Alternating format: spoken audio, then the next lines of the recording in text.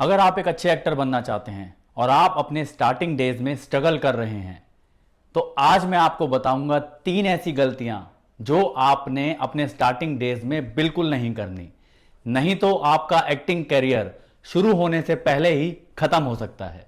तो वीडियो को अंत तक जरूर देखें। Hi, my name is Amitansh and I am an independent film maker. आप देख रहे हैं मेरा चैनल फिल्मी लालटेन। तो आइए थोड़ी रोशनी डालते हैं। दोस्तों, अक्सर इस बात को देखा जाता है कि जब एक्टर अपने स्टार्टिंग डेज में होते हैं तो वो कुछ ऐसी गलतियां कर देते हैं जिसकी वजह से उनका करियर स्टार्ट होने से पहले ही खत्म हो जाता है। आपको बहुत सारे लोगों ने ये तो जरूर बताया होगा कि अपने स्टार्टिंग डेज में क्या क्या टिप्स फॉलो कीजिए। मेरे भी इस चैनल पे बहुत सारी ऐसी टिप्स अवेलेबल हैं जो कि आपको स्टार्टिंग डेज में हेल्प कर सकती हैं एक्टर बनने के लिए। लेकिन आज इस वीडियो में मैं आपके साथ शेयर करूंगा 3 ऐसी बातें जो आपको अपने स्टार्टिंग डेज में बिल्कुल नहीं करनी। जी हां, जो आपको अपने स्टार्टिंग डेज में बिल्कुल नहीं करनी। पहला पॉइंट है, जब आप किसी कास्टिंग डायरेक्टर को अपना इंट्रो सेंड कर देते हैं, एक बार जब आपने इंट्रो सेंड कर दिया, अगर आपको वहां से रिप्लाई नहीं आता तो आपको बार बार अपना इंट्रो सेंड करने की जरूरत नहीं है। जी हां, मैंने ये बात आपको पहले भी अपने एक वीडियो में बताई थी कि अगर आपने अपना इंट्रो एक बार सेंड कर दिया तो वो आपका इंट्रो अपने डाटा बैंक में सेव करके रखेगा।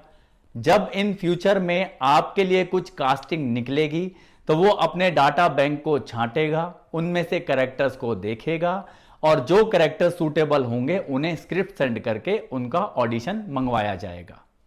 समझ गए इस बात को?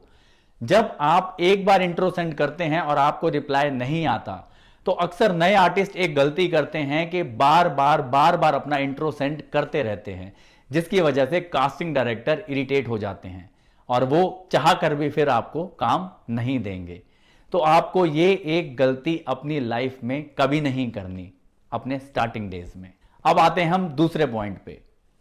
सेकंड पॉइंट ये, जब आप किसी कास्टिंग डायरेक्टर को ऑडिशन देने जाते हैं तो अक्सर एक बात मैंने नोटिस की है, जो नए एक्टर्स होते हैं जब वो अपना ऑडिशन अच्छे से नहीं दे पाते या उन्हें लगता है कि हमारा ऑडिशन अच्छा नहीं हुआ तो वो वहीं खड़े होकर कास्टिंग डायरेक्टर से रिक्वेस्ट करने लग जाते हैं कि प्लीज सर एक ऑडिशन और, प्लीज सर एक चांस और दे दीजिए, मैं अब अच्छे से करूंगा, प्लीज सर मुझे एक मौका और दे दीजिए।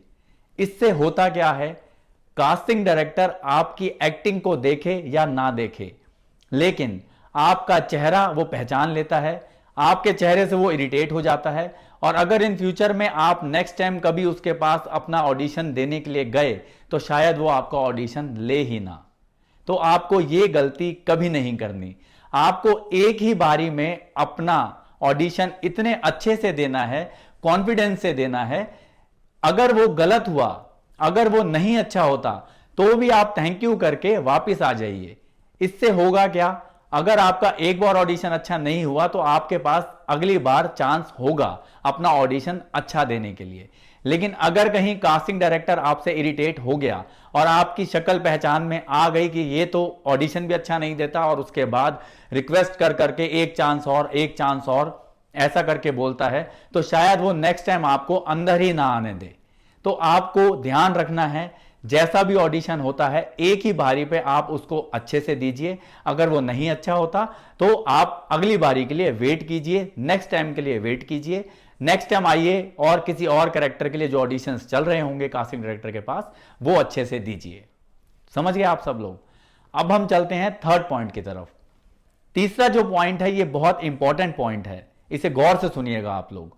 यूजुअली हमें क्या आदत लगी हुई है कि अगर कोई चीज आराम से नहीं मिल रही तो हमारी एक बहुत खराब आदत है ब्राइब करने की।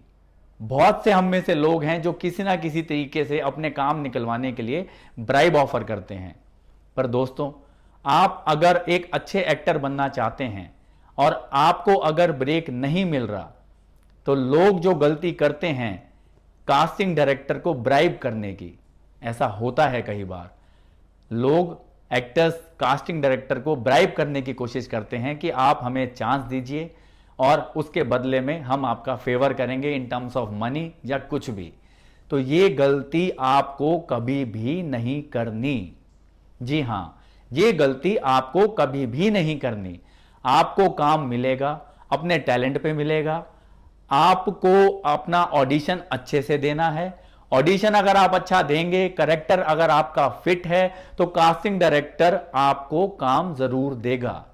जितनी जरूरत आपको एक्टर बनने की है, उससे कई ज्यादा जरूरत कास्टिंग डायरेक्टर को अच्छे एक्टर्स छांटने की है। क्योंकि अगर कास्टिंग डायरेक्टर अच्छे एक्टर्स को काम नहीं देगा, तो फिल्म में अच्छे एक्टर्स नहीं होंगे, फिल्म बेकार बनेगी। तो डायरेक्टर और प्रोड्यूसर उस कास्टिंग डायरेक्टर को आगे से कभी काम नहीं देंगे अपनी फिल्म में कास्टिंग करने के लिए। तो इसीलिए जितनी जरूरत आपको फिल्म में काम करने की महसूस हो रही है, उससे कई ज्यादा जरूरत कास्टिंग डायरेक्टर्स को अच्छे एक्टर्स छांटने की है। अगर आप किसी कास्टिंग डायरेक्टर को ब्राइब ऑफर करते हैं, तो वो आपको ब्लैकलिस्ट कर देगा हमेशा के लिए। और मान लिया अगर आपने एक बार ऐसे काम हासिल कर भी लिया, उसके बाद अगर तो आपको काम आता है, तो भी वो कास्टिंग डायरेक्टर जिसे आपने ब्राइब किया होगा, वो आपको आगे कभी काम नहीं देगा। जी हां, वो आपको आगे कभी काम नहीं देगा।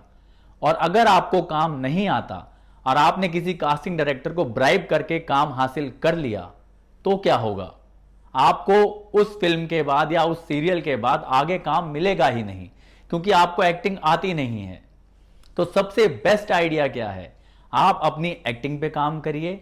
आप अपने आप को इतना इंप्रूव करिए कि जब आप ऑडिशन देने के लिए जाएं, तो कोई भी कास्टिंग डायरेक्टर आपको ना कह पाए, ना कह पाए। समझ गए आप सब लोग? तो ये थी ऐसी 3 गलतियां जो कई सारे एक्टर्स अपने स्टार्टिंग डेज में करते हैं, पर अब आपको पता चल गया है। अब आपको ये 3 गलतियां अपने स्टार्टिंग डेज में या उसके आगे कभी नहीं करनी। अगर आपको इस सेशन से कुछ भी सीखने को मिला हो, तो प्लीज चैनल को सब्सक्राइब करिए। इस लिंक को अपने उस फ्रेंड को जरूर सेंड करिए जो एक्टर बनना चाहता है। आपके लाइक्स, आपके कमेंट्स हमें हिम्मत देते हैं और भी वीडियोस बनाने के लिए। कमेंट सेक्शन में जरूर बताइए कि आपको हमारे वीडियोस कैसे लगते हैं। देखते रहिए फिल्मी लालटेन। Thank you.